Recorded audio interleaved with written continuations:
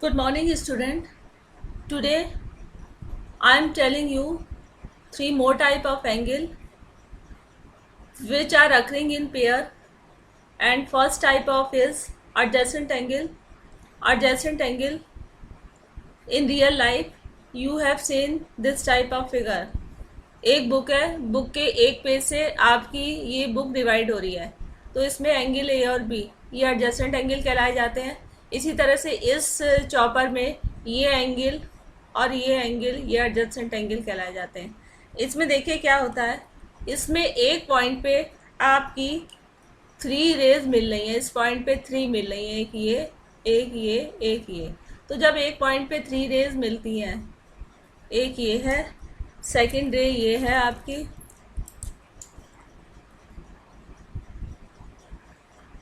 Third रे आपकी ये है,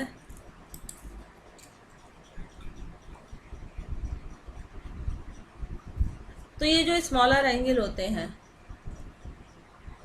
एंगल वन कह दो, इसे एंगल टू कह दो, ये आपके कहलाए जाते हैं एडजेसेंट एंगल। ये जो बीच वाली रे है ये दोनों एंगल में आ रही है, वन में भी टू में भी, ये कहलाई जाती है कॉमन रे और ये कहलाई जाती है आपकी नॉन कॉमन रे। जो साइड वाली होती है, जो बीच वाली है वो कॉमन रे और जो साइड वाली होती है वो कहलाई जाती है नॉन कॉमन रेज। ये भी क्या है आपकी non common raise.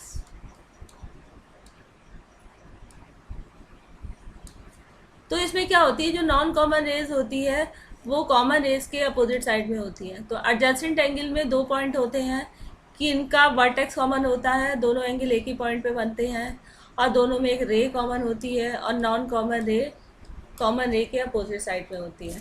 Now come to second type of angle, this is known as, हाँ इसमें देखिए एडजेसेंट एंगल में फर्स्ट पार्ट में वन और टू क्या एडजेसेंट है, इसका आंसर है यस। क्यों एडजेसेंट है कि ये स्मॉलर एंगल है, एक ही पॉइंट पे बन रहा है और एक में जो बीच वाली रे है वो कॉमन रे है और जो नॉन कॉमन रे है वो अपोजिट साइड में है। Similarly one and two adjacent है, इसका आंसर है यस। क्यों?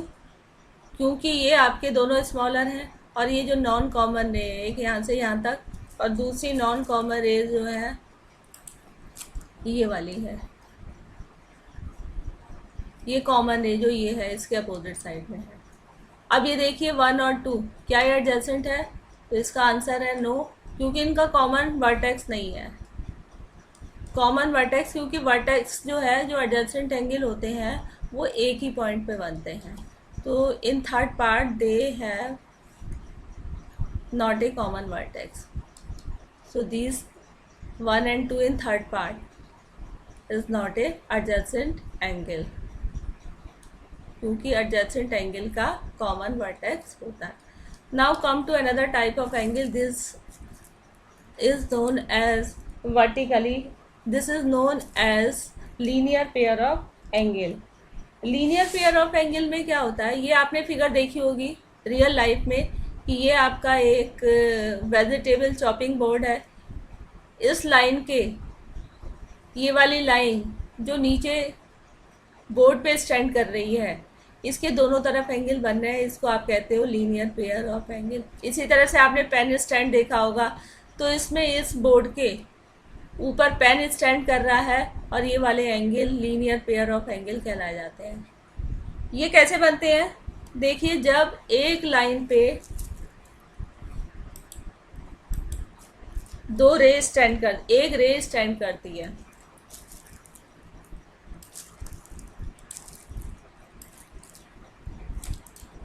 एक लाइन पे आपकी एक लाइन है, इस पे एक रे स्टैंड कर रही है, एक रे स्टैंड कर रही है।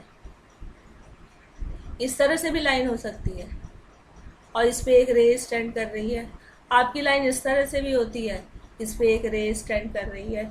तो ये जो एंगल बनते हैं ये लाइन के एक ही पॉइंट पे कॉमन वर्टेक्स पे एंगल बनते हैं, वन और टू, ये वाला एंगल वन और टू, ये वाला एंगल ए और बी, ये क्या है आपके लीनियर पेयर ऑफ एंगल है।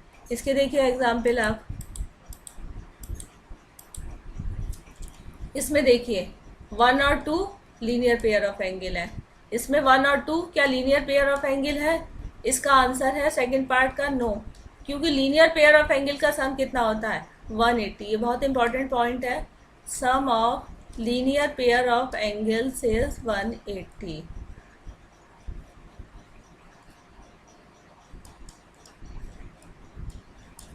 Now come to vertically opposite angle.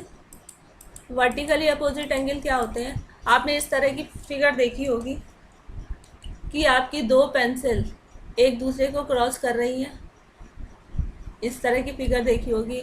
आपके स्टूल के ये नीचे इसकी लेग्स क्रॉस कर रही हैं, आपकी सीजर क्रॉस कर रही हैं। तो इस इंटरसेक्टिंग पॉइंट पे, इन सारी फिगर में इंटरसेक्टिंग पॉइंट पे 4 एंगल बनते हैं। ये 1 है, ये 2 है, 3 है, 4 है। इसमें जो अपोजिट एंगल है, मतलब 1 के जो सामने बनना है, इसको कहते हैं वर्टिकली अपोजिट एंगल। वो आपस में इक्वल होते हैं। तो वर्टिकली अपोजिट एंगल कब बनते हैं? जब दो लाइन आपस में इंटरसेक्ट करती हैं, क्रॉस करती हैं या इंटरसेक्ट करती हैं। दो लाइंस इंटरसेक्ट करती हैं और इंटरसेक्टिंग पॉइंट पे 4 एंगल बनते हैं। एक एंगल ये है 1, एक एंगल ये है 2, अपोजिट है और ये आपस में इक्वल होते हैं। वर्टिकली अपोजिट पेयर में होते हैं, अपोजिट बनते हैं 3 और 4। These are known as the vertically opposite. Now come to some exercise questions.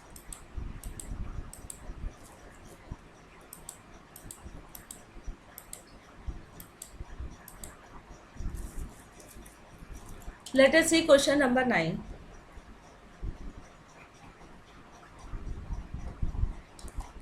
Question number 9 में अब एडजेसेंट एंगल और लीनियर पेयर ऑफ एंगल में क्या फ़र्क होता है? देखिए, एडजेसेंट एंगल के जो दो एंगल बनते हैं उनका सम 180 नहीं होता। कहने का मतलब है नॉन कॉमन रे लाइन नहीं बनाती। लेकिन यदि एडजेसेंट एंगल में ये जो नॉन कॉमन रे है वो एक लाइन बन जाए, तो ये एडजेसेंट एंगल का सम कितना होता है? 180 होता है। तो लीनियर पेयर ऑफ एंगल का, दोनों एंगल का सम 180 होता है और एडजेसेंट एंगल में ऐसा कोई जरूरी नहीं है। तो लीनियर पेयर ऑफ एंगल आपके एडजेसेंट एंगल भी होते हैं। Now let us see question number 9। In the figure आपको ये दे रखी है, इज 1 इज एडजेसेंट टू 2। क्या 1 और 2 एडजेसेंट है? तो फर्स्ट पार्ट में yes. Why they are adjacent? क्योंकि ये एक ही कॉमन पॉइंट ओ पर बन रहे हैं। इसमें एक ये कॉमन रे है और ये नॉन कॉमन रे है और ये वाली नॉन कॉमन रे है। तो ये दो स्मॉलर एंगल एडजेसेंट एंगल है। Second part, is A O C adjacent to A O E? A O C ये वाला एंगल है।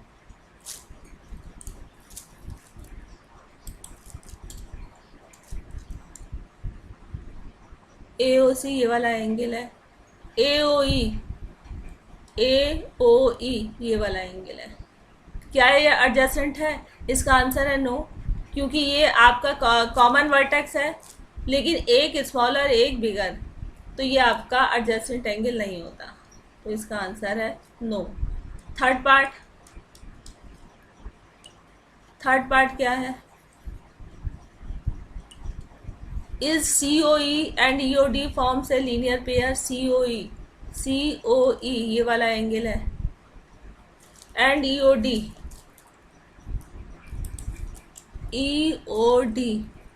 डी कौन सा एंगल है? ई O D. Do see O ई आपका ये वाला एंगल है एंड ई ओ डी आपका ये वाला एंगल है। तो क्या ये लीनियर पेयर है? इसका आंसर है नो, क्योंकि ये लाइन के ऊपर नहीं बन रहा है। Do B O D and D O A supplementary? B O D कौन सा एंगल है? बी ओ डी ये वाला एंगल है एंड डी ओ ए ये सप्लीमेंट्री एंगल है। हाँ, क्योंकि इनका सम 180 है। 4 और 5 एक लाइन के ऊपर बन रहे हैं, इनका सम 180 है। तो इसका आंसर है yes. Now fifth part, is 1 is vertically opposite to 4? Now question number 9. Question number 9. Let us see question number 9. Question number 9 figure is given and you have to write the answer of the parts given in question 9. Is 1 adjacent to 2? ठीक है, 1 आपका ये angle है और 2 1 के साथ ही बनना है और दोनों का कॉमन वर्टेक्स है, तो दोनों का कॉमन वर्टेक्स है, ओ पे बनना है, दोनों में कॉमन रे है और दोनों स्मॉलर एंगल है, तो ये एडजेसेंट एंगल है, इसका आंसर है yes, this is the first part. Now come to second part. Second part is AOC adjacent to AOE। AOC कौन सा एंगल है? AOC आपका ये वाला एंगल है एंड AOE आपका ये वाला एंगल है, तो क्या ये एडजेसेंट एंगल है? इसका आंसर है नो, क्योंकि एक स्मॉलर है एक बड़ा है, एक स्मॉलर और एक बड़ा नहीं होते हैं, क्योंकि इसमें एक ही साइड में कॉमन नॉन कॉमन रे आ जाती है, तो इसका आंसर है no. Now third part is AOD COE कौन सा एंगल है आपका? ये है 2 एंगल एंड EOD E से लेके D तक EOD ये वाला है, तो ये 180 से भी बड़ा है, तो इसका मतलब वो लीनियर पेयर नहीं है। Now fourth part are BOD and DOA। अब BOD और DOA के हम देखते हैं कहाँ पर है। BOD ये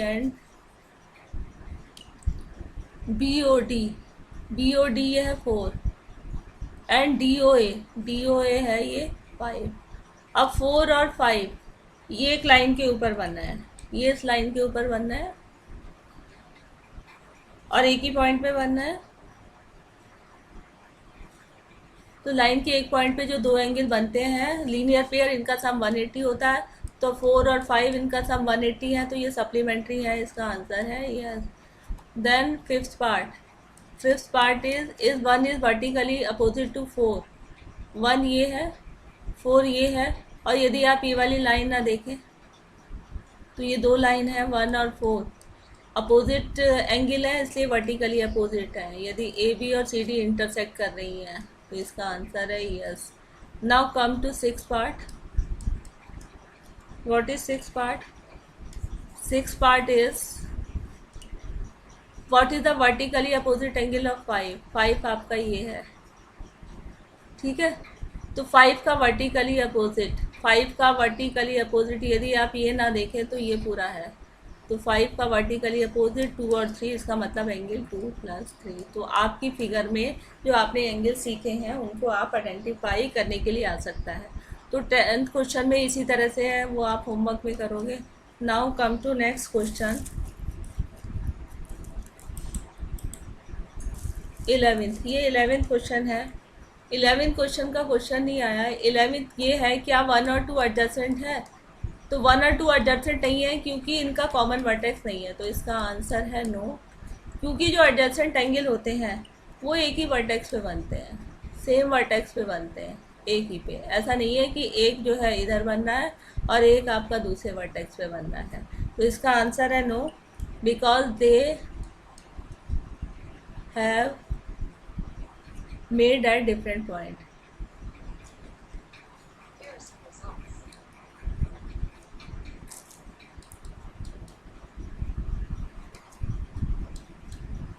एक ही पॉइंट पे नहीं बनना है।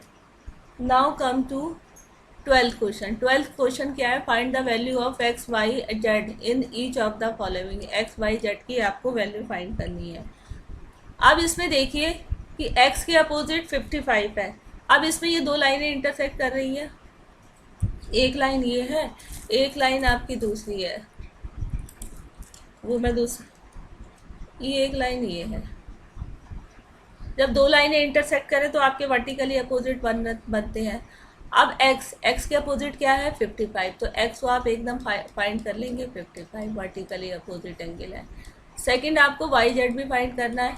इसके लिए देखिए कोई से भी आप ले सकते हो, सपोज इस लाइन के ऊपर और इसके इस पॉइंट पर जो इंटरसेक्टिंग पॉइंट है, ये वाली जो ग्रीन कलर की है ये रे गिर रही है, तो इसमें y और x क्या है? लीनियर पेयर है, क्योंकि जब एक लाइन पे एक रे स्टैंड करती है तो जो दो एंगल बनते हैं वो लीनियर पेयर होते हैं, इनका सम कितना होता है 180। तो x प्लस वाई कितना होगा 180, लीनियर पेयर है।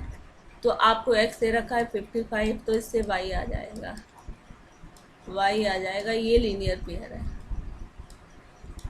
तो y आ जाएगा 180 माइनस 55,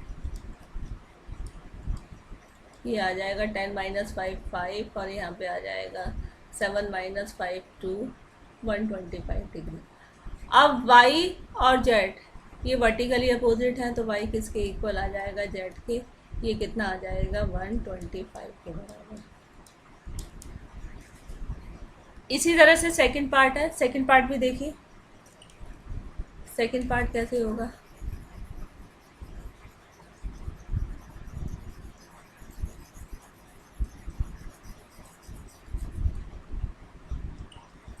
सेकंड पार्ट क्या है,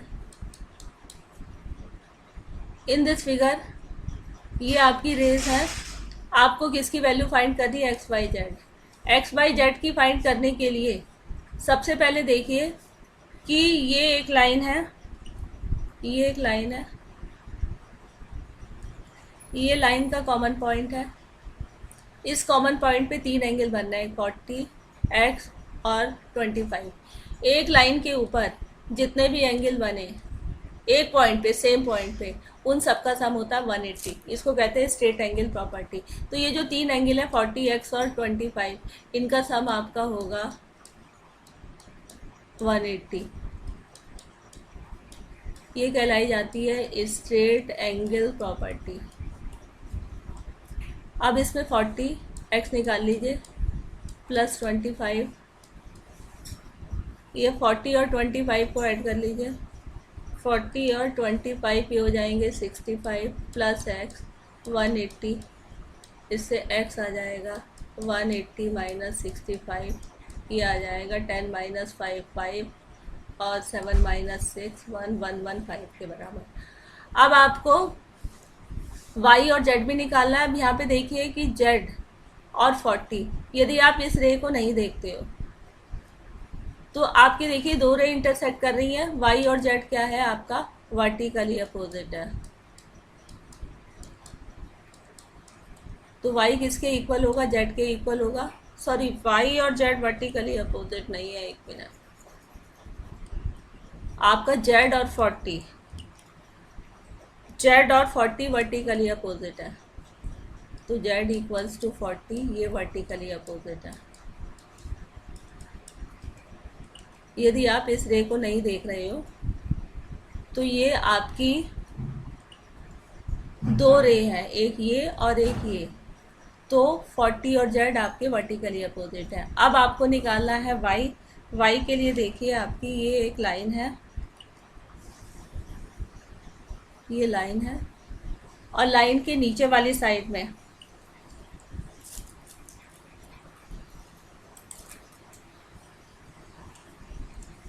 लाइन के इस सेम पॉइंट पे नीचे वाली साइड में ये रे स्टैंड हो रही है, ये वाली। तो y और z लीनियर पेयर है, इनका सम कितना हो जाएगा 180। तो z आपका 40 है, इससे y आ जाएगा 180 माइनस 40 दैट इज 140। तो इस तरह से आप बाकी क्वेश्चन भी कर सकते हैं, तो होमवर्क में कंप्लीट कर लेना। Exercise 5.1। Thank you, that's all for today.